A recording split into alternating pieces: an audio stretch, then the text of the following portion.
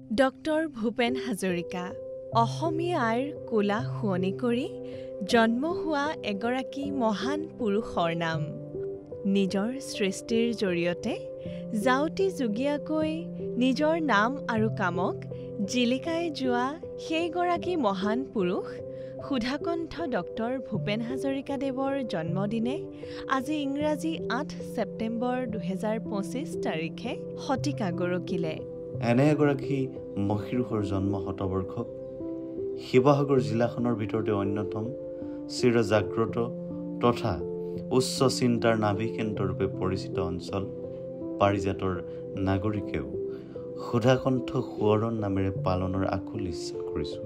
সেয়ে আমি সুধাকণ্ঠৰ জন্ম শতবৰ্ষৰ এই মধুময় ক্ষণত পাৰিজাতৰ অভিভাৱক স্বৰূপ অনুষ্ঠান বকতা পাৰিজাত পূৰ্বজ্যোতি সংঘৰ উদ্যোগত আৰু পাৰিজাতৰ তিনিওখন বিদ্যালয় শিক্ষাৰ্থী শিক্ষকৰ সহযোগিতাৰে পাৰিজাতৰ পবিত্ৰ ভূমিত অৰ্ধসহস্ৰাধিক কণ্ঠৰ গৰাকীয়ে একেলগে একে সুৰে পৰিৱেশন কৰিবলৈ আগবাঢ়িছোঁ সুধাকণ্ঠৰ অপূৰ্ব সৃষ্টি অসম আমাৰ ৰূপহী গুণৰো নাই শেষ।